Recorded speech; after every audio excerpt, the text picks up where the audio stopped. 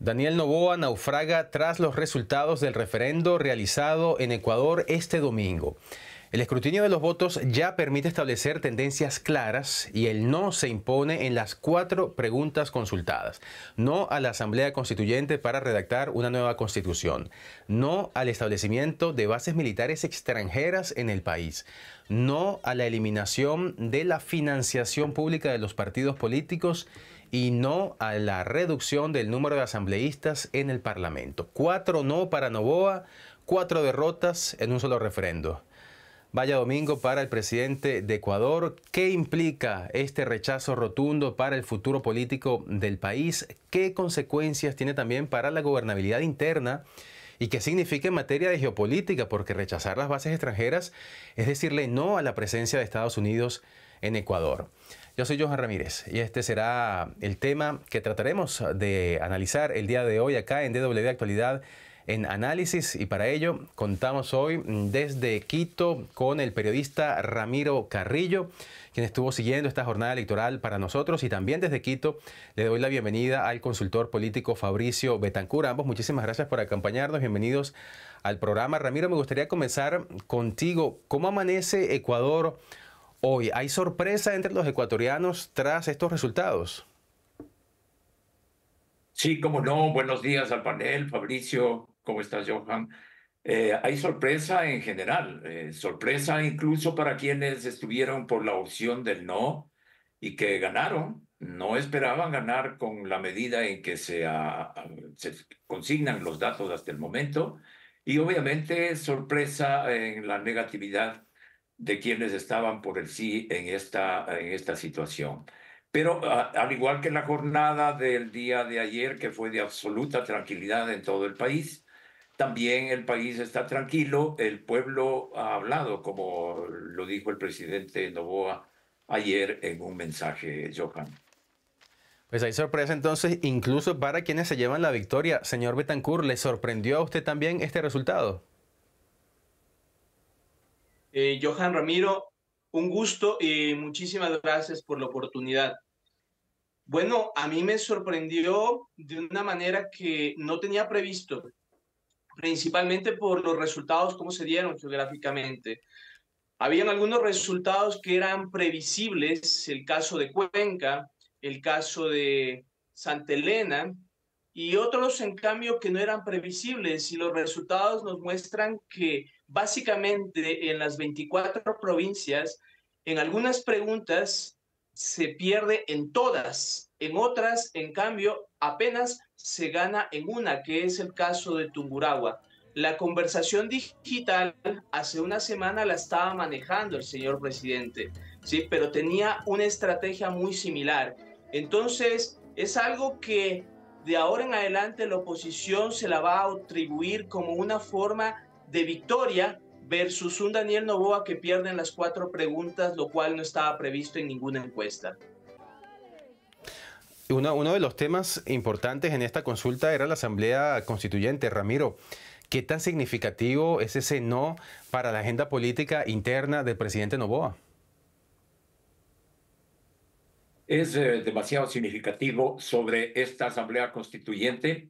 Tanto el gobierno como el país esperaba obtener una nueva carta política que cambie el rumbo de algunas cosas que a criterio del gobierno pues había que hacerlo.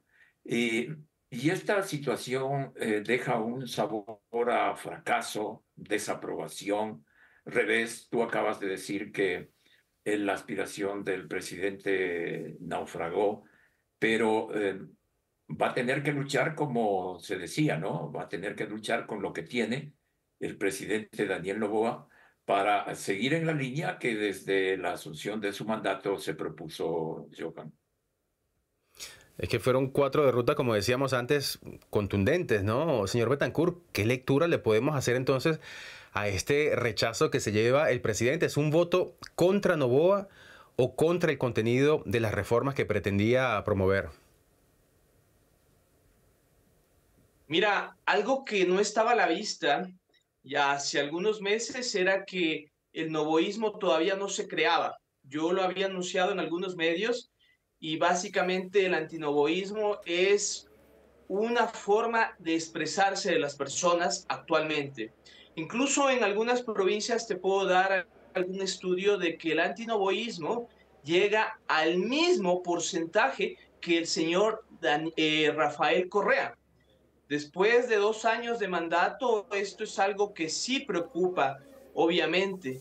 Y una de las cosas más importantes es que esta campaña estuvo plagada por la emoción del miedo. La emoción del miedo que muchas personas pensaban que iban a perder sus bonos, otras personas pensaban que se iba a hacer en las reformas constitucionales, el contrato por horas, que es algo no muy bien visto y que conduce a la precarización. Y otra serie de elementos aunaron para que el presidente Noboa esté actualmente afrontando lo que va a ser en un futuro un futuro de una estrategia muy complicada para solucionar algunas cosas.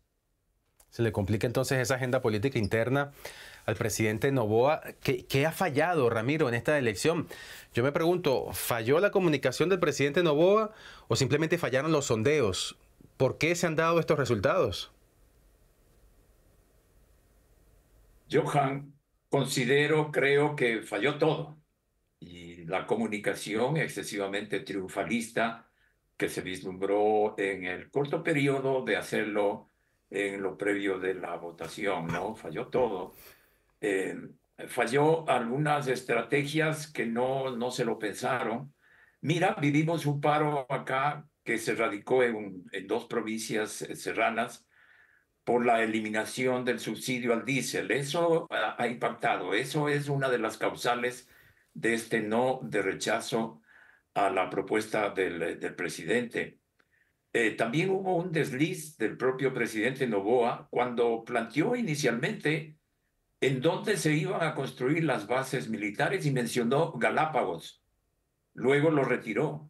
Pero para Ecuador y creo que para el mundo, Galápagos es la zona prístina del mundo en la que ya no hay que toparla.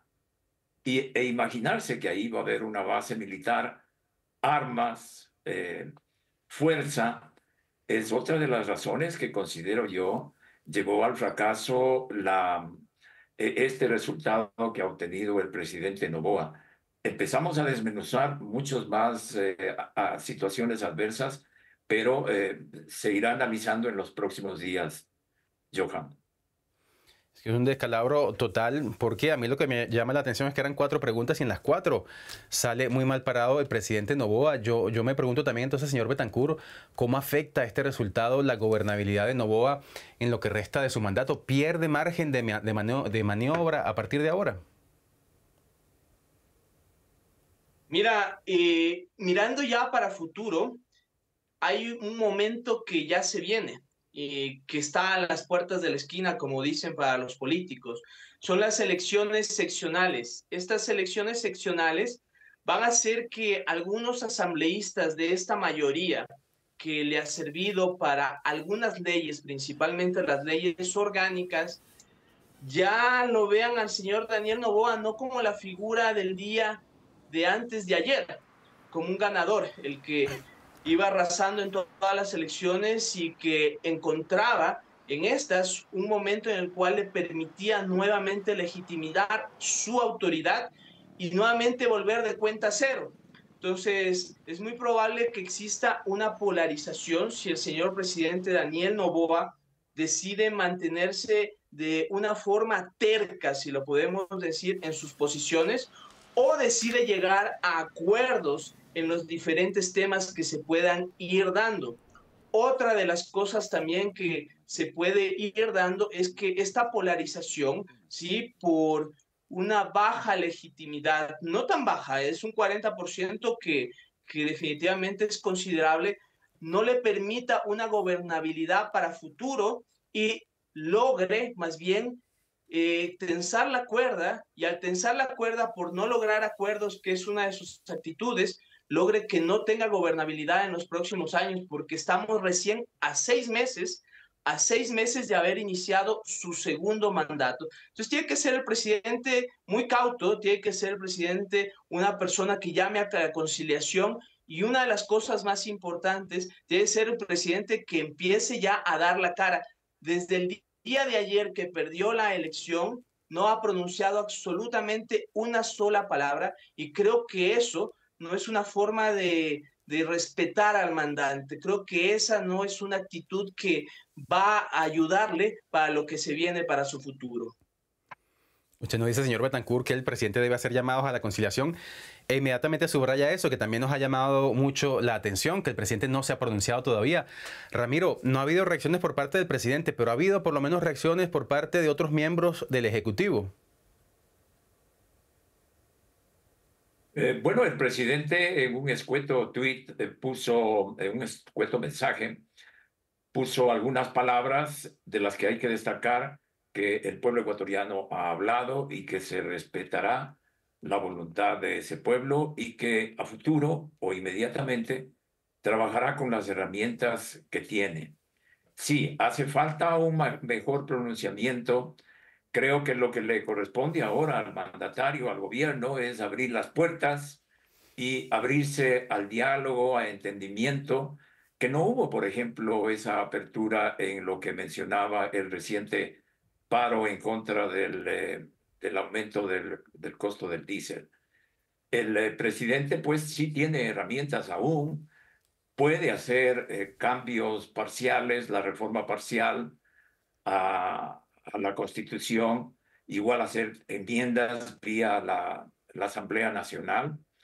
Y en lo político-económico, pues también debe enrumbar acciones que cambien su forma actual. Debe haber una respuesta, más que el discurso, más que las palabras, en lo que va a hacer en relación a la sociedad, a quienes atiende, los grupos marginados, los pobres del país, y asimismo el sector político ecuatoriano, del cual depende mucho y por el que obtiene esta derrota en las últimas horas.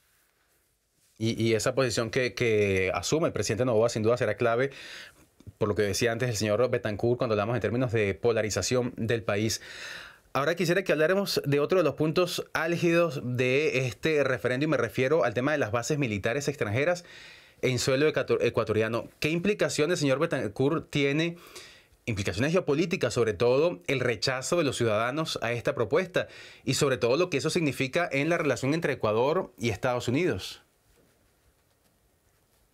Mira, sus propios partidarios, incluso periodistas que básicamente más bien hacen de fans, le decían al señor presidente, usted está firmando un convenio, está llegando a acuerdos con Estados Unidos, pero de parte de Estados Unidos solamente nos exigen y no ceden.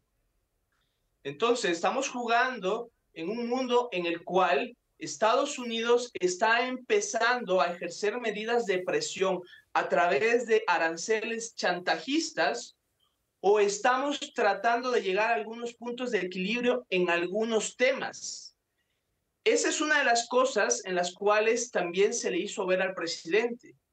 Y el presidente, al ver esto, lo único que respondía es que las bases militares se requieren porque hay un avión que vuela 16 horas y cuando viaja de Estados Unidos no va a poder hacer los controles, no eran suficientes. Estamos en un momento en el cual existe una tensión entre potencias nucleares y Galápagos es un punto estratégico.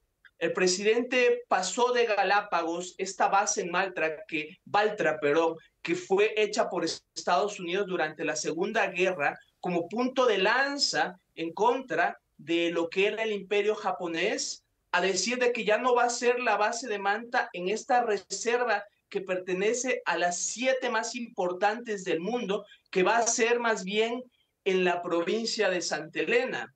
Después pasó de que ya no va a ser una base militar, va a ser una base de seguridad.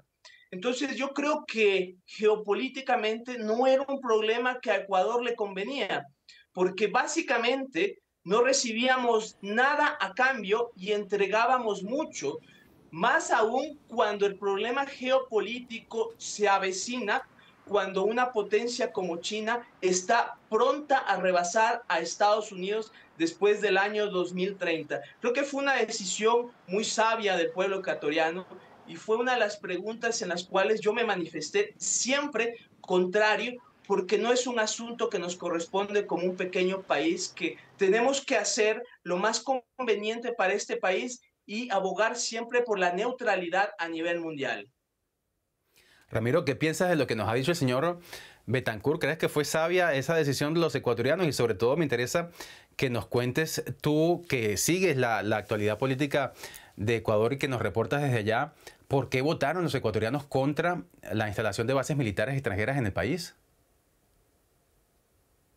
Bueno, un poco difiero con Fabricio en el sentido de que si era necesario el tener un apoyo, visto en ese sentido, un apoyo por el avance de la digitalización, de equipamiento, de otro tipo de recursos para el seguimiento de quienes están al margen de la ley, como son y que nos han afectado, y lo conocemos día a día los ecuatorianos, el narcotráfico, la delincuencia organizada, el crimen, la violencia provocada por estos órdenes fuera de la ley.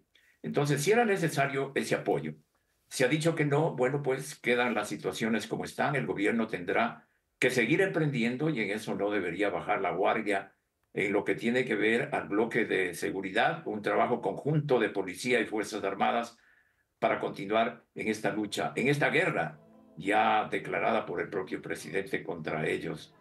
Hubo un apresuramiento, considero yo, porque en los previos de la consulta popular tuvimos acá a la secretaria de Defensa de los Estados Unidos y en conjunto con el presidente fueron al sitio donde fue anteriormente la base militar con elementos extranjeros de Estados Unidos a ver cómo va a ser la situación, ¿no? Eso ya quedó frustrado y la señora secretaria de Defensa vendrá próximamente acá tal vez, pero para hacer un poco de turismo.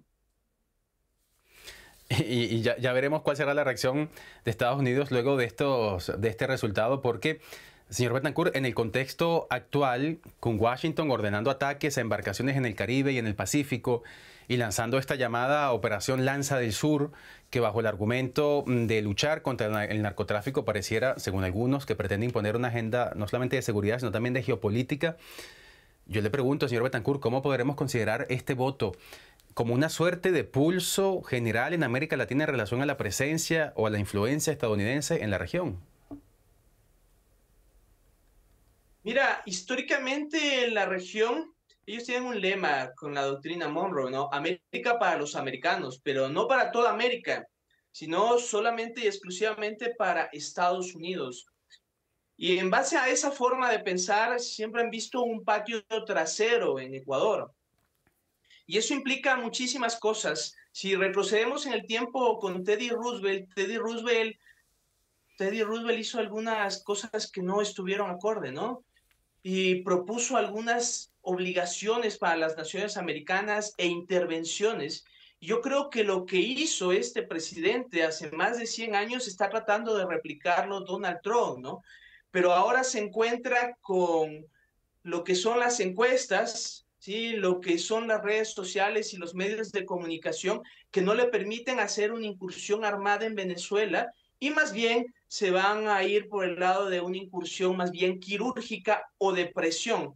Entonces, este tipo de injerencias tienen unas consecuencias un poco mordaces porque si ellos aplican este tipo de cosas con un gobierno que básicamente es pequeño y tenemos una comunidad latinoamericana e hispanoamérica que no entiende que la unidad es la única fortaleza que nos puede presentar ante las potencias mundiales, va a ser muy fácil aún que nuestras pequeñas y vulnerables democracias sean vulneradas por países grandes como Estados Unidos u otra potencia en el futuro.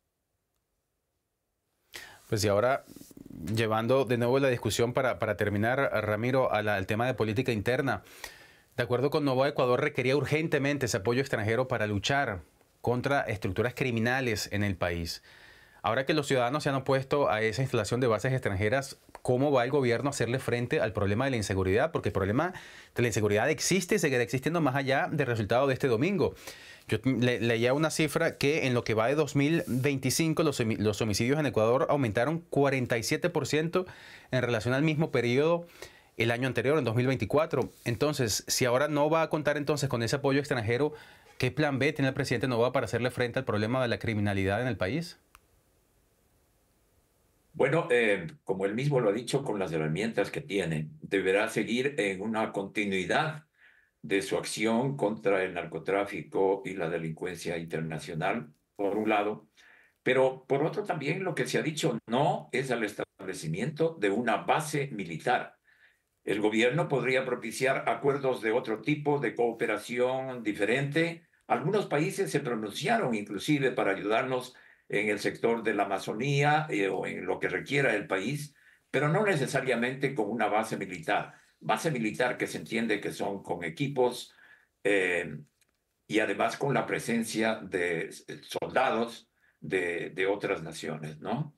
Y por otro lado, bueno, tiene que abrirse a los sectores, como decía anteriormente, antagónicos, para conversar, para dialogar. Ese es un pedido del país, porque si no, no encontraremos el rumbo de cambio para múltiples situaciones. Aparte de las 4 preguntas, se habló en todo este tiempo y se propuso algunos cambios que pueden ser significativos, como recordemos la eliminación del Consejo de Participación Ciudadana, un organismo que ha sido inservible para el país. El trabajo por horas que mencionaba Fabricio Betancourt, aunque sea solo para el sector turismo, es una necesidad. Se planteó, por ejemplo, la castración química para los violadores y otra serie de temas que hay que seguir insistiendo y el gobierno debe seguir trabajando en ella, aunque sea en otros escenarios, Johan. Pues es un momento tremendamente interesante en Ecuador porque hasta ahora, como decíamos antes, habíamos visto un Daniel Noboa sólido, con un importante apoyo popular y por primera vez lo hemos derrotado y vaya derrota la que se llevó este domingo. Lo conversábamos acá en DW Actualidad en Análisis con Ramiro Carrillo, periodista desde Quito, y también desde Quito con Fabricio Betancourt, consultor político. Ambos, muchísimas gracias por su análisis y su tiempo, y a todos ustedes que nos han seguido, gracias como siempre por su confianza. Ya saben que pueden seguirnos en todas nuestras redes sociales y también en Spotify, Apple y Amazon como DW Actualidad en Análisis. Soy Johan Ramírez. Hasta la próxima.